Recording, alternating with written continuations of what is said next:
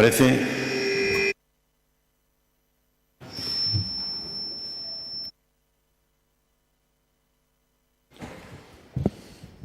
Bueno, pues tenemos la suerte de compartir hoy. Ramón. No, dime, cuando tú puedas. Aquí algunos tienen jerarquía.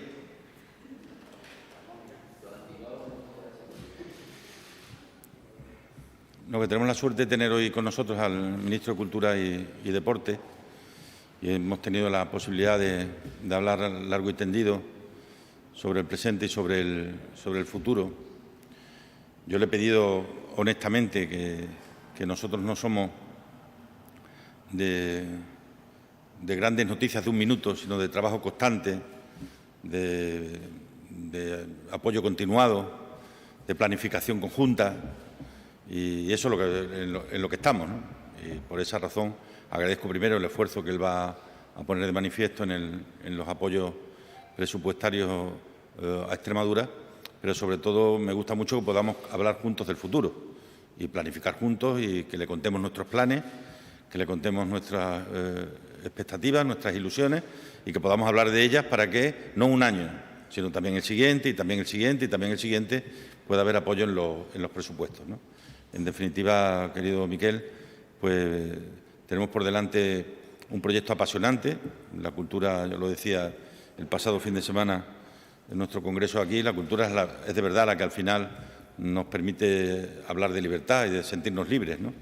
Y eso hace que, además, en Extremadura sepamos muy bien el elemento cultural, todo lo que aporta a nuestro crecimiento, a nuestra economía, a nuestro turismo. Somos una región de turismo esencialmente cultural, patrimonial, de naturaleza, gastronómico, y eso hace que le demos especial valor a todo lo que contribuya a poner de manifiesto el valor de todo este ámbito, ¿no?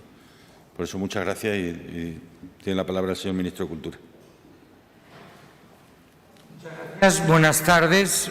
Yo debo decirles, como siempre, la verdad. Y la verdad es que yo he venido a rendir cuentas, he venido a recoger demandas y a aprender. Si me lo permiten, creo que la Comunidad Autónoma de Extremadura, que Extremadura tiene la suerte de tener no solo un buen gobierno, sino un presidente con una visión muy ambiciosa. Y yo, si admiro algo de esta tierra y de sus gobernantes, es que han sabido recoger lo mejor de una historia, de una realidad, que efectivamente en ella pues la agricultura, la ganadería tienen mucho papel, pero que han sabido añadir nueva industria, nuevos servicios y que además quieren atraer turismo utilizando uno de los elementos fundamentales de nuestra manera de vivir, que es nuestro patrimonio cultural, y por lo tanto la utilización inteligente de todos los recursos que nos proporciona la geografía, la historia y la estructura económica. Y por lo tanto, les decía, yo también he venido a aprender, porque es verdad que reivindicar y pedir suele ser sencillo, pero si cuando lo que se pide o lo que se reivindica está inserto en un plan, en una idea, vinculada a la prosperidad de una comunidad, se hace muy difícil decir que no, se hace muy difícil despistar. Entonces, mi intención era presentar el presupuesto. Saben ustedes que como Gobierno estamos convencidos de haber presentado un proyecto de presupuestos que es bueno para el país, que apuesta por esa recuperación justa, que lo que intenta es impulsar al máximo la recuperación económica y asegurar el bienestar de las familias.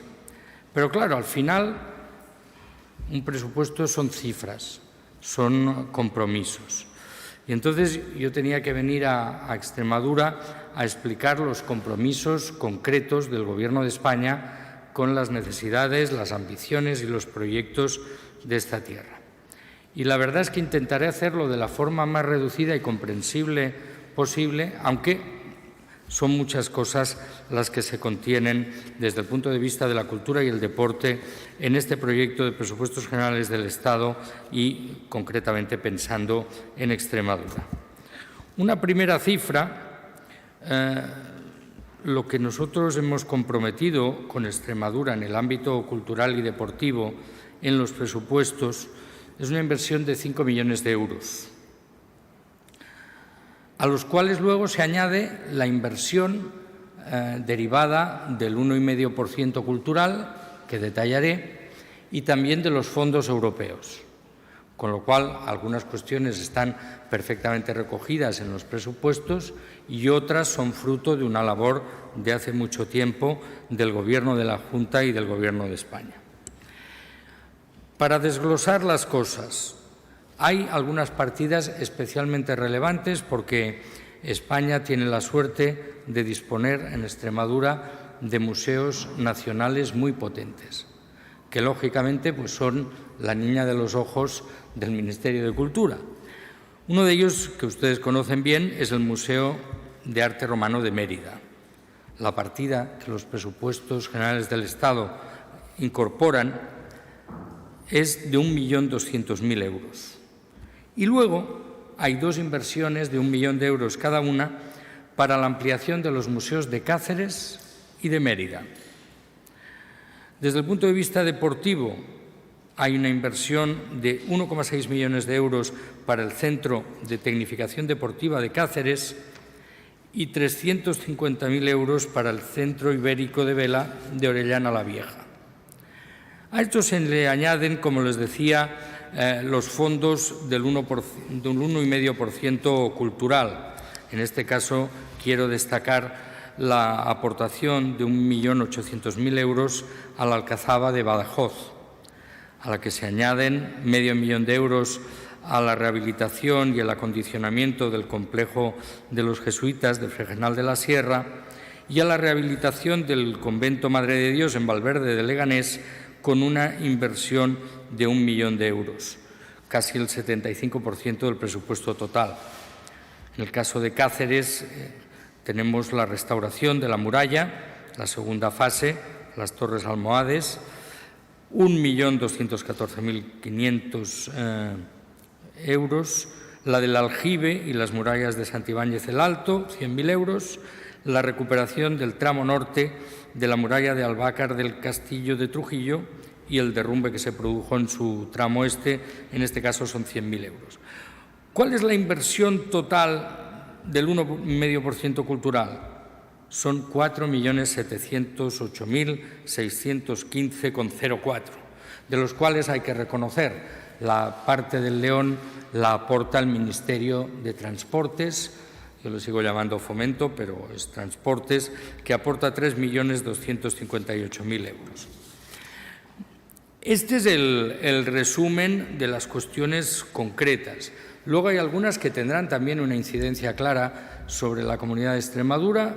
El bono cultural que se dirige a los jóvenes, pues lógicamente los jóvenes y las jóvenes extremeñas que el año que viene cumplan 18 años, pues se verán beneficiados con este bono de 400 euros que les permitirá acceder a productos y actividades culturales. Y luego, como les decía, hay el plan europeo, los fondos europeos del Plan de Transformación, Recuperación y Resiliencia.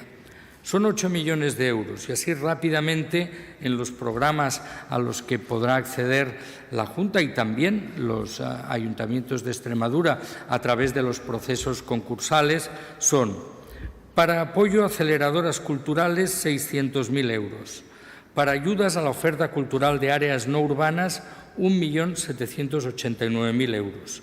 A la modernización de las infraestructuras de artes escénicas y música, 978.000 euros. A la actuación sobre el patrimonio, 3.396.000 euros. A la dotación de bibliotecas, 857.000 euros. A la digitalización del inventario de bienes culturales protegidos de la Iglesia o de patrimonio histórico, 140.000 euros. a la digitalización de fondos documentales de titularidad estatal y gestión autonómica, 59.000 euros, y las ayudas a salas de cine de 295.000 euros. Esto es este total de más de 8.116.000 euros. Por lo tanto, creemos que hemos conseguido en este proyecto de presupuestos dotar de fondos a actuaciones que eran muy importantes. Yo a veces me he referido a España como un museo a cielo abierto, pero si eso se puede predicar con respecto al conjunto del país, pues es especialmente así en Extremadura. Por lo tanto, hemos intentado, y además debo decir que muy espoleados por la política de la Junta, en la cual la gestión patrimonial no solo tiene el objetivo, que ya valdría en sí mismo, de garantizar la continuidad, la mejora, el cuidado de nuestro patrimonio, sino además insertarlo en un esfuerzo de desarrollo regional del turismo cultural y, en fin, de ese nexo que entre el conjunto de España y Portugal representa Extremadura. Por lo tanto, yo siempre digo, los ministros de Cultura nos pasa lo del vaso medio lleno, medio vacío. El presupuesto aumenta muchísimo y yo, por lo tanto, me vi obligado a agradecer al conjunto del Gobierno y particularmente a su presidente y a la ministra de Hacienda el esfuerzo que se hacía. Pero luego también, cuando uno ve en qué se concretan las grandes cifras, ve el sentido de lo que estamos haciendo. Yo creo que contribuimos entre todos a valorizar nuestro patrimonio, pero además a insertarlo en esa estrategia que les decía de desarrollo económico y social, que me parece especialmente relevante. Yo, si les parece, no les mareo con más datos, aunque realmente a verlos haylos, y me pongo a su disposición para comentar estas y otras cuestiones. Pero, en fin, querría acabar remachando. Yo creo que Extremadura puede sentirse muy orgullosa de lo que tiene, del cuidado que vamos a tener con respecto a lo que tiene y de que, además, todo ese esfuerzo se inserta en una estrategia económica, de desarrollo económico y social, que yo creo que va a redundar en el bienestar cada día más potente, más sólido del conjunto de la sociedad extremeña. Así todos seamos capaces de hacerlo también en el conjunto de España, aprendiendo de las muy buenas experiencias que aquí se están desarrollando, y por eso me permitió decir que yo vengo aquí a dar cuenta, a tomar nota y a aprender.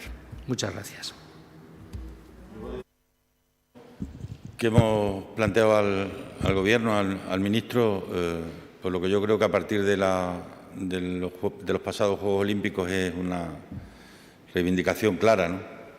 Hemos sido capaces de aportar un inmenso chico de 18 años, medalla de oro olímpica en escalada. Entonces vamos a participar en los procesos de concurrencia que el Ministerio sacará a lo largo del próximo año para intentar construir un rocódromo en Extremadura. ¿Preguntas? Buenas tardes. Ministro, el presidente en el Congreso del PSOE este fin de semana dijo que la cultura era uno de los sectores que más se habían visto afectados por el tema de la pandemia, de los que más. Me gustaría saber si comparte esa opinión. Y después, al presidente, me gustaría saber su opinión sobre el último fallo del Constitucional que ha estado en contra de la ampliación del estado de alarma y de haber delegado en las regiones las competencias. Mire, le contestaré con solo una cifra, que es el crecimiento de los presupuestos. Yo, la verdad, las grandes cifras a veces ocultan las pequeñas o no tan pequeñas realidades, pero realmente el presupuesto de cultura ha subido un 39,8%. Es la subida probablemente la más importante de cualquier departamento ministerial. Y yo, como les decía, me veo obligado a decir: el crecimiento ha sido muy potente, yo creo que el Gobierno acierta, pero el potencial de la cultura y del deporte en nuestro país es tan importante que hemos de ser capaces no solo de mantener, sino de acrecentarlo de cara al futuro para sacarle el mejor partido. Y, por lo tanto, me gusta justificar hasta el máximo detalle los proyectos concretos para que la gente vea en qué vamos a utilizar esos fondos. Y esos fondos, pues desde luego, ¿qué nos van a hacer? Pues la industria turística en Extremadura, probablemente hace unos años hablar de industria turística en Extremadura era una quimera y hoy es una realidad. Hoy son muchos las empresas que quieren instalar aquí hoteles. Hay empresas que están comprando fincas enteras para hacer hotelería de primerísima calidad. No hace falta que yo les explique a ustedes la calidad culinaria y gastronómica de su tierra, y todo eso va a redundar en una mejor oportunidad para Extremadura. Y además lo va a hacer, que a mí es lo que más me admira del presidente y de su Gobierno, de forma muy equilibrada. Vamos a poder crecer en los sectores más tradicionales, en los más novedosos y utilizar, saben ustedes que hay esta serie televisiva sobre el descubrimiento de un galeón hundido, en la cual un ministro de Cultura, que desde luego no era yo, decía: la cultura es nuestro petróleo. Pues efectivamente, la cultura es nuestro petróleo, pensando en España, pero pensando en Extremadura todavía más. Sí, en relación con la sentencia del Tribunal Constitucional, obviamente, y como siempre, acatarla, ¿no? Otra cosa es que no la podamos compartir en algunos aspectos, sobre todo en aquel que tiene que ver con la cuestión de la delegación en los presidentes autonómicos. Es decir, si yo creo que ha aportado algo esta pandemia, ha sido el inicio de un tiempo nuevo en el que hemos llevado a cabo una verdadera cogobernanza. Nosotros somos Estado, es decir, el máximo representante del Estado en Extremadura soy yo, no es la delegada del Gobierno. La delegada del Gobierno es la representante del Gobierno de España en Extremadura, pero el representante del Estado en Extremadura soy yo. Y lo que se hizo en su día es decirle a aquellos que teníamos la competencia, es decir, los que podíamos tomar decisiones sobre nuestra sanidad, sobre nuestros colegios, por mor de las competencias que teníamos, es decir, ustedes son o tienen delegada la autoridad en estos momentos porque son los que pueden tomar las decisiones, ¿no? Yo creo además que ha sido una muy buena manera de desarrollar el título Estado de la Constitución. Esto no se había hecho nunca, el darle o atribuirle a las comunidades autónomas una responsabilidad. Yo creo que está en el espíritu absolutamente de la Constitución española y ha sido, yo creo, una muy buena experiencia. Creo de verdad que pensar que el presidente y el ministro de Sanidad solos iban a poder gestionar las decisiones sin la participación y la codecisión que hemos llevado a cabo a lo largo de todo este proceso, sinceramente hubiera sido un error, ¿no? Por eso ya digo, respetando obviamente al Tribunal Constitucional, en este caso y en lo que respecta a este asunto, pues no podemos compartirlo.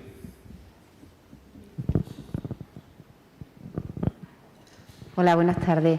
Me gustaría que sobre esta última cuestión se pronunciara también el señor Iceta. Al presidente de la Junta, ¿cómo cree que va a afectar a los ayuntamientos extremeños la supresión del impuesto de plusvalía? No, sin duda, a todos les afecta, ¿no? Por hablar del ayuntamiento de la ciudad en la que estamos. Estamos hablando de 1.600.000 euros, solamente el ayuntamiento de Mérida, ¿no? Con lo cual estamos hablando de cantidades muy importantes en el conjunto de los ayuntamientos de la región y de los ayuntamientos de España, ¿no? Por eso yo confío que el Ministerio de Hacienda y el Gobierno de España desarrollen en las próximas semanas una respuesta alternativa al espacio vacío que ahora queda, ¿no? Me consta además que el Gobierno de España y el Ministerio de Hacienda ya está trabajando en esto desde hace algún tiempo y que se lleve a cabo en el menor tiempo posible, porque estamos hablando de una parte importante de las políticas locales, que son una parte fundamental de las políticas que tienen que ver con la vida de las personas, ¿no? Mire, yo la verdad es que no me gusta aparecer como descortés y, por lo tanto, contestaré su pregunta, pero la verdad es que no podría ni añadir ni quitar una palabra a las que ha pronunciado sobre este tema el presidente de la Junta.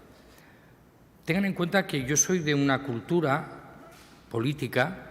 Para mí es más importante el presidente de la Junta de Extremadura que un ministro del Gobierno de España. Y no me importa decirlo, no lo digo de otros, lo digo de mí. Además, en este caso, él es miembro de la dirección federal de mi partido.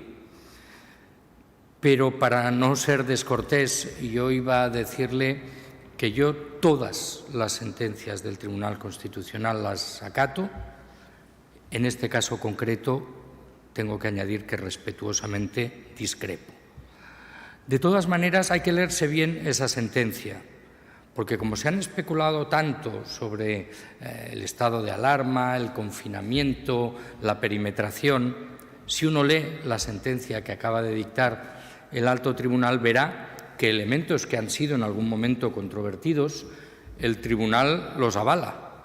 En concreto, los más duros, las decisiones que han supuesto una mayor limitación de las libertades. El alto tribunal, en cambio, discrepa de los mecanismos de control político y parlamentario al Gobierno utilizados en esta etapa.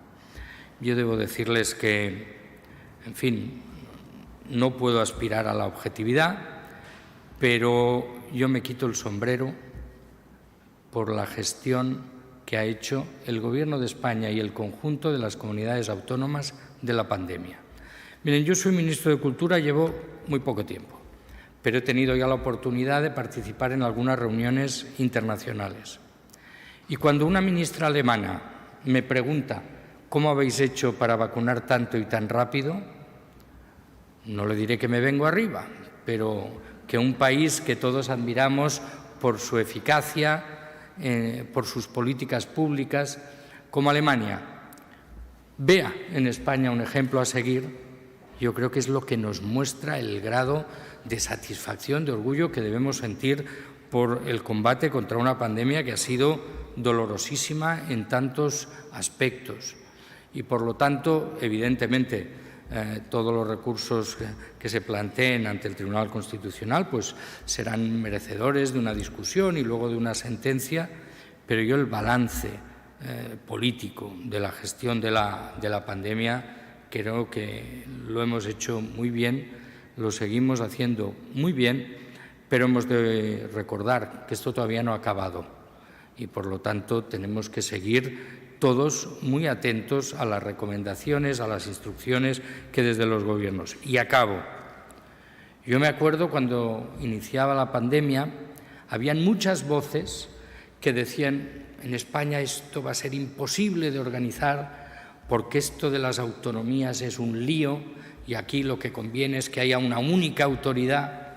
Bien, yo creo que hemos sabido con los hechos desmentir esos prejuicios. Y, por lo tanto, cuando hablamos de éxito, estamos hablando del Gobierno de España, de los gobiernos de las comunidades autónomas y de la ciudadanía, porque, sin duda, ha tenido mucho que ver con esa velocidad de crucero de la vacunación la disposición ciudadana. Aquí no hemos tenido, afortunadamente, y espero que no se desarrolle ningún tipo de movimiento antivacunas ni de dificultades a esa inmunidad de grupo de la que hablábamos hace tiempo. Por lo tanto, la respuesta es acato, aunque respetuosamente discrepe, y desde luego creo que el balance que podemos hacer hasta la fecha de la gestión de la lucha contra la pandemia es más que bueno. La apreciación que hacía Miquel Iceta en relación con lo que eran los dos elementos, yo creo, más importantes, las dos herramientas más importantes que hemos tenido, han sido los toques de queda y los cierres perimetrales. Y las dos han sido avaladas por el Tribunal Constitucional. Es decir, que me quiero quedar también con esa parte de la sentencia que tiene mucho que ver con lo que han sido realmente los grandes instrumentos que tuvimos que utilizar para vencer a este virus, ¿no? Y una última cuestión también para ambos. ¿Qué lectura hacen de la crisis abierta en el Gobierno de coalición a costa de la reforma laboral? Por mi parte, como en España no ha habido nunca Gobierno de coalición, todo nos es nuevo, todo es nuevo. Y como todo lo nuevo no tenemos con qué comparar. La realidad es que a lo largo de la gobernanza común de dos partidos, de dos organizaciones, pues pueden surgir momentos en los que hay que establecer cauces para reencontrarse. Y es lo que se ha hecho esta mañana cuando se ha establecido cuál va a ser el camino a partir de ahora, quiénes van a estar presentes en la mesa de diálogo y cuáles van a ser los mecanismos de coordinación que se va a establecer entre los dos partidos, ¿no? Espero que lo tome como una aportación de un ministro de Cultura, pero cuando usted formulaba la pregunta me venía a la cabeza el título de uno de los mejores discos de una banda que siempre me gustó, que es Supertramp, que era Crisis, ¿qué crisis? ¿No? Crisis, what crisis. Yo creo que yo desde que llevo en el Gobierno he vivido crisis y en días del juicio final varios, ¿no? Yo me acuerdo que también se llegó a decir que la imposibilidad de acordar una ley de vivienda iba a suponer una sentencia de muerte para este Gobierno. Pero yo, como estuve el otro día, el martes, en una reunión en la que se aprobó el proyecto de ley de vivienda, pues ya les auguro que va a pasar exactamente lo mismo con la reforma laboral. Dentro de un tiempo, el Gobierno de España se reunirá y fijará una posición y adoptará unos acuerdos en materia de reforma laboral.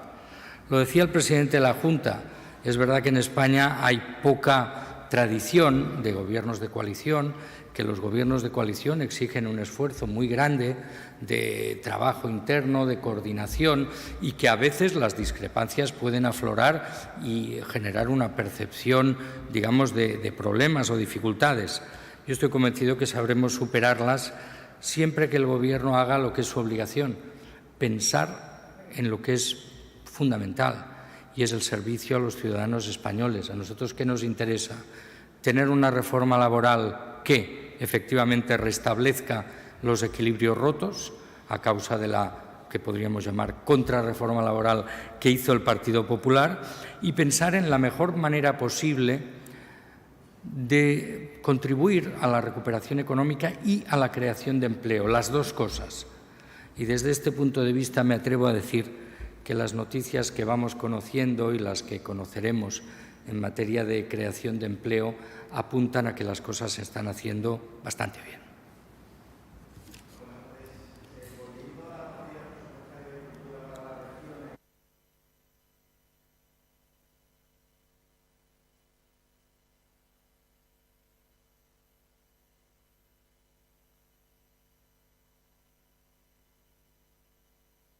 Es la verdad, tantas que no me atrevo a repetírsela, porque el presidente de la Junta de Extremadura, entre sus muchas virtudes, es que se conoce uno a uno todos los municipios de la región. Y entonces es verdad que a medida que íbamos hablando, pues surgían preocupaciones. Él ha mencionado una y, por lo tanto, insistiré en ella, la necesidad de un rocódromo que, entre otras cosas, nos ha de garantizar medallas en las Olimpiadas de París. Y por lo tanto, hay muchas cosas. La verdad es que yo creo, en fin, yo supongo que en la región se es muy consciente de ello, el patrimonio histórico, artístico, arqueológico de Extremadura es inagotable. Y por lo tanto, y es lógico que sea el objetivo de la Junta de Extremadura, pero también del Gobierno de España, atender a todas esas necesidades. Yo lo único que puedo garantizar es que, desde luego, todas las que están son y todas las que quedan vendrán. Y, por lo tanto, no le haré una lista, porque si no parecerá que pongo más importancia en lo que falta que en lo que hacemos, pero realmente en catalán tenemos una expresión que yo creo que en castellano se puede usar también, que esto no nos lo acabamos. Y es que es tremendo, y a mí lo que me gustaría es que el conjunto de los extremeños, de las extremeñas y de los españoles vibraran con su patrimonio y fuéramos todos celosos defensores de lo que tenemos y seamos capaces de trasladarlo a las generaciones futuras, y eso requiere un esfuerzo. Hay también algunas reivindicaciones de la Junta de Extremadura y de algunos municipios sobre la inclusión de determinadas cuestiones en la lista del patrimonio de la humanidad que actualiza siempre la UNESCO. Y yo siempre digo, me parece estupendo que se pida, me parece todavía más estupendo que se consiga, pero no olvidemos que figurar en una lista de patrimonio es también una obligación. Los países que consiguen que piezas de su patrimonio o expresiones del patrimonio inmaterial sean recogidos en las listas de la UNESCO se obligan también a un especial esfuerzo de protección. Por lo tanto, es una alegría, pero que supone también unas obligaciones. Realmente, yo creo que, efectivamente, si la cultura es el petróleo, pues el patrimonio, no sabría yo qué expresión utilizar, es la roca sobre la cual se ha edificado todo lo que viene después. No nos podemos explicar cómo somos o lo que hemos llegado a ser sin conocer lo que fuimos.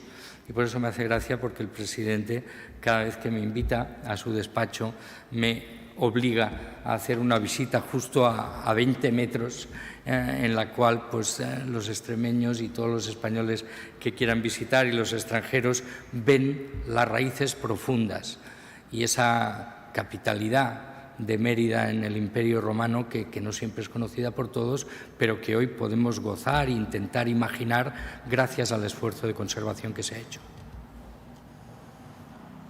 Sí, buenas tardes. Voy a hacer una pregunta que me trasladan los compañeros de Cultura, la voy a leer porque tiene miga. En el próximo Consejo de Ministros se va a aprobar un Real Decreto Ómnibus para la transposición de la normativa española sobre derechos de autor. Me pregunta si se va a hacer una transposición literal, al igual que se ha hecho en Francia y que actualmente está judicializada. Perdón. Buena pregunta. Muy buena pregunta. No sé si me alegro, pero muy buena pregunta. No, nosotros vamos a inspirarnos. O sea, lo que no vamos a hacer es una traducción literal, porque si no lo pondríamos, y me permite la broma, en el Google Translator, y nos saldría un texto, ¿no? Y todos los países obrarían así. No, la verdad es que cuando en Europa se acuerda una directiva, luego hay un margen para que los países puedan adaptarla a su realidad. Pero debo tranquilizar, supongo, a quienes preguntan, en el sentido de que nosotros vamos a seguir muy fielmente lo que se acordó en la Unión Europea. Entre otras cosas, por un respeto al trabajo de otros. Si no recuerdo mal, y aquí están mis colaboradores y me pueden corregir, pero la elaboración de la Directiva Europea tomó 5 años. Y, por lo tanto, sería ahora una presunción decir, bueno, nosotros esos 5 años de labores de intentar poner de acuerdo y responder a todas las sensibilidades, pues nosotros hacemos de ello mangas y capirotes y nos inventamos otra cosa. Por lo tanto, no le puedo explicar la literalidad concreta, entre otras cosas, porque tiene que pasar por una comisión de subsecretarios y de secretarios de Estado y, por lo tanto, hasta el último momento, hasta que se lleva al Consejo de Ministros, no hay una literalidad. Pero sí puedo decirle que vamos a seguir en la mejor, digamos, disposición los criterios europeos. Y a nosotros nos preocupa que realmente haya una protección real de los derechos de autor. Porque tampoco nos cansaremos de decirlo, si no hay autores, si no hay creación, no hay cultura. Y, por lo tanto, los que creemos que la cultura es un derecho, pues tenemos que esforzarnos también en que los creadores y las creadoras puedan vivir de su labor, de su esfuerzo. Y eso implica que vean no solo reconocidos, sino protegidos sus derechos de autor. Muchas gracias a todos. Le he pedido que una su futuro al del Helga de Alvear. Por tanto, van a formar parte también del futuro del Helga de Alvear. Muchas gracias.